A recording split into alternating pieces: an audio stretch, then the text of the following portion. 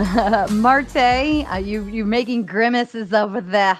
What's that face, honey? What's that face? You're muted, by the way. You're muted. You're gonna have to speak up. Coming in So here all hot and tempered. I have three people I need to address now. So, Vi, well, let's start with your initial thoughts first. These are a part of my initial thoughts. Like I now have to address. Right. I have to be. Let's be honest here. So vibes, I agree with you to some extent, but there's a 30-year lag that happens before we see death. The problem with your analysis is, I'll give you a hypothetical. Are we going to wait till savings run out before we figure out how to pay next month's rent? In a sense, like we have to plan for the future. And now to Weevil's point, I'm going to address this. You kind of contradict yourself. You say, I don't see a change happening, but the reason why this change is happening, so there's a change that's happening. I understand what Michael's talking about now to his point.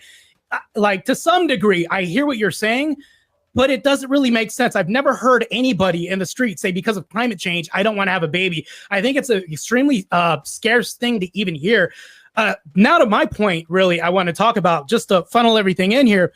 I don't think it's a monetary issue as much as people say it is. Poor people are outbirthing everybody else. So when you go up to the 30-year mark and everybody else, they're having less babies because they're putting off having families for careers. So when you're talking about Day and my Uncle Junebug having babies, baby mama culture is reproducing at a faster rate. So in a sense, what I'm saying, just to tie everything in, stupid people are outbreeding smart, wealthier people. And that's what's happening right now.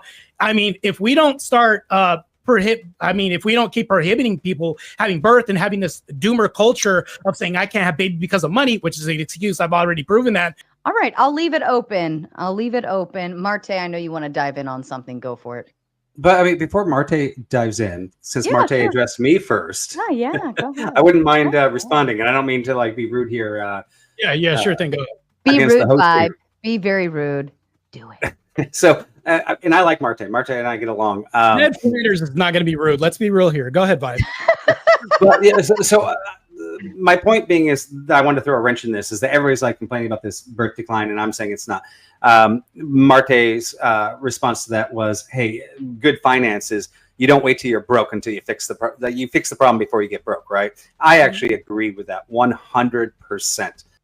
Hungary implemented something to this degree where they started giving decreases on the taxation you get based on the amount of kids, and we didn't see a meaningful impact because their issue is you need to be getting them to have kids in the first case for them to feel this.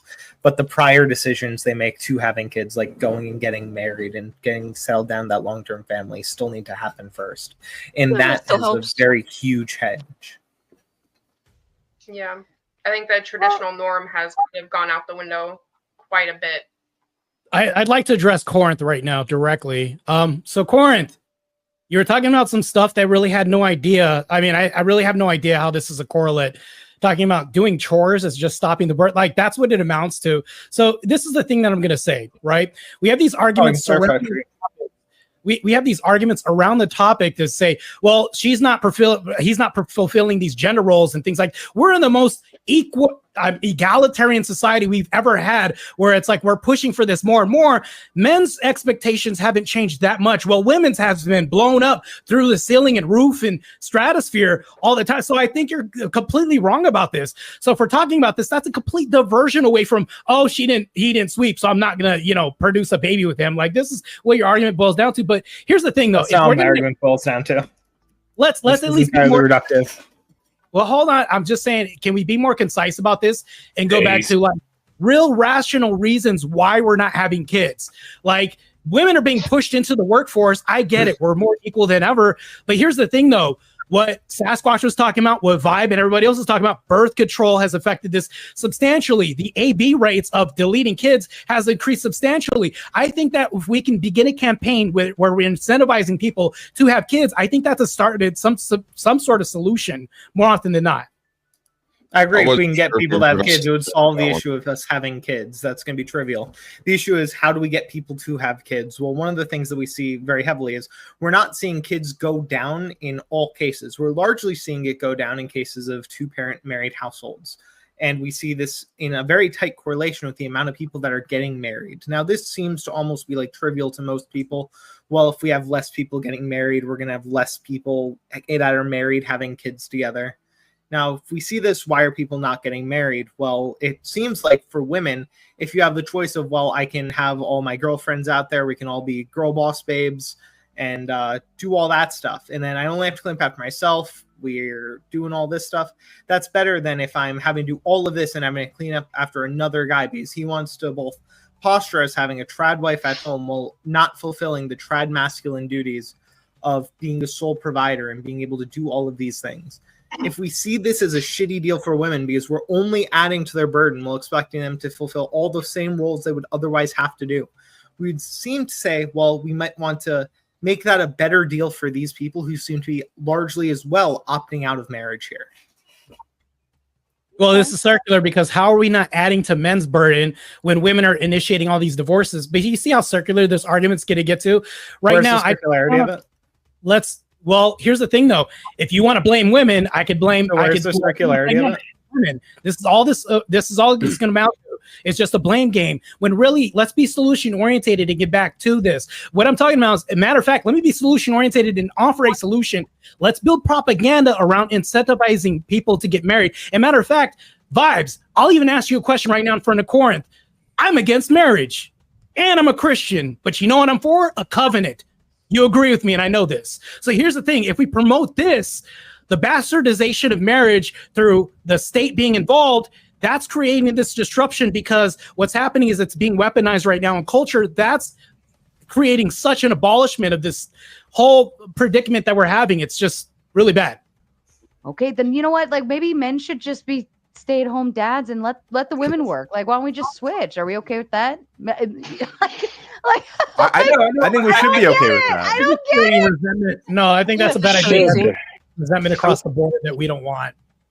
Okay. Well, I don't care what Martae wants. I think it is good for like men and women to normalize the idea that some men can be stay-at-home dads and some women don't want to be stay-at-home moms. I think that's perfectly reasonable. I think that like asserting these gender norms is really unnecessary. I don't know why people like Martae and all these cringe losers online like are so obsessed with like demanding that everyone can conform to their particular gender values. Like fuck you. Your values suck. No one wants a part of them. The people who do want a part of them are perfectly allowed to engage with them. They're like, get over it, loser. Right?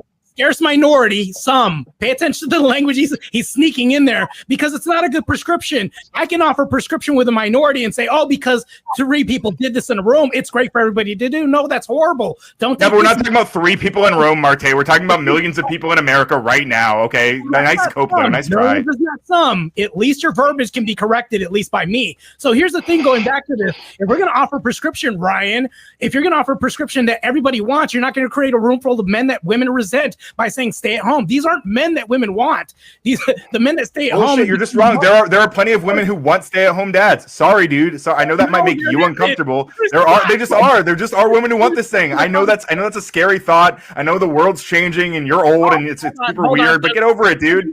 Sorry. That's not hypergamy. My dad's a retired policeman. A woman, not a provider, not an boomer. That's anti-hypergamous. Are you okay with that? What's up, Martae? I got something to say about these bullshit. I have something to say about these bullshit gender norm type shits. Dude, I believe in gender norm when it comes to parental family units. My father is now a retired policeman. My mother had to take care of 5 children, and our unit would have been just totally collapsed if my mom had a career with my father at the same time. Thank you. Would have collapsed. Hey, listen. Can I just dispel a lot of bullshit narratives that I be hearing? Who's talking? How are you oh hell no. That's oh hell no. Okay. I would like to dispel a lot of bullshit narratives that I be hearing, right? Because go for it. As a man, I've been out here raising a daughter full time, single father. I retired at 27. You get what I'm saying? I retired myself.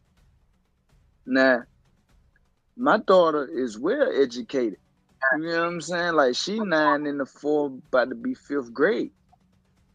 You know what I'm saying? Like, and I've been doing this on my own. I got hella felonies. I can't get shit from nobody, not even a fucking emergency food stamp. And I ain't looking for one neither. But it's not hard being a fucking single father, yo. Like, now, mothers, I'm assuming, like, y'all, and I'm knowing that y'all get a lot of fucking help automatically. You can walk down there and just lie and put anybody on the paper and get some fucking help. So for us who can't get no fucking help, this if we making it easy, ain't no way in hell it's hard for y'all. And that's just what it is. And I got full custody. I ain't got no fucking partial custody, no piece bit. I got 100% around the board. And I've been had it since she was 6 months. Hell no, none of this contends with the point and debunks anything, though. I mean, you're giving your energy, which isn't a good prescription. It's survival mode. I mean, and we was Kang's talk. So that's the thing, though, is like we could espouse this all day, but that's the thing, though, is we're looking for solutions and not anecdotal evidence, meaning your story that not you would want everybody else to have. I could give you. Do you want me? You want everybody to have solutions? Mamas? That's not a good prescription. I can give you solutions, but the women not gonna like it, and it's too late to put the toothpaste back in the proverbial tube. My Uncle Day can have sick baby moms at a barbecue, but that's not good advice either. So we're looking for prescriptions here. So something that actually debunks something. Listen, I know you finna tell me something right now, but I'm just listening for a solution. Oh my God.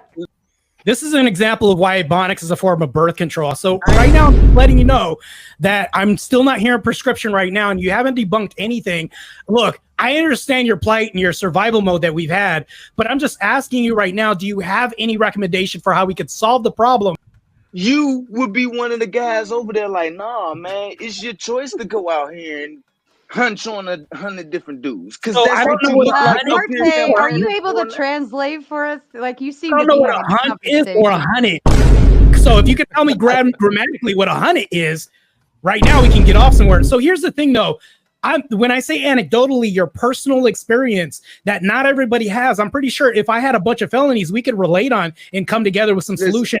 But I can't do that. I'd have to talk to your probation. Continue this conversation. Take away birth control. There's one right there. But as we see, we'll have guys like this right here up here shaking his head, talking about, nah, it's a choice. They should be able to have a right. I gave you a prescription. Can you give me something to count? You had a choice to have remedial education before you jumped on this panel right now. Now we need translators and shit. And Evan Lord says, Win Martae, he is fluent in African American molecular. Thank you. Could you please translate into rural suburban American English because I can't comprehend him? Can you pronounce the word ask for me? Can you just pronounce that? How about ambulance? Don't insult my intelligence, brother. Oh, the axe got your tongue, bro. I'll slow it down so I could. No, please don't make it any slower. It's slow enough, bro. I need to sped up a little bit more. You're killing my brain cells right now. Martae, you're going to be leaving us for the evening. Would you like to say your final thoughts, please? Yes, I have some final thoughts. So my prescription that I offered was propaganda and a social push towards incentivization, which has a higher probability than Oh Hell Not's credit score. So to that point, I'm just going to let you know that I'm leaving this to Evan and Reese from Philly, by the way. We was Kangs in the trenches of Fatty's panels. So Eli, it's good to see you again. I think that there's hope yet, but I haven't heard a solution quite as good as propaganda in incentivization of culture. So I'll leave you with that. And you guys have a great evening. I appreciate you, Sarah. Hit the like button, people. Yeah. Thank you, Martae. I love it when the men tell my chat what to do because the everyone will listen to the men here, right? Have a wonderful evening, Martae. Enjoy it.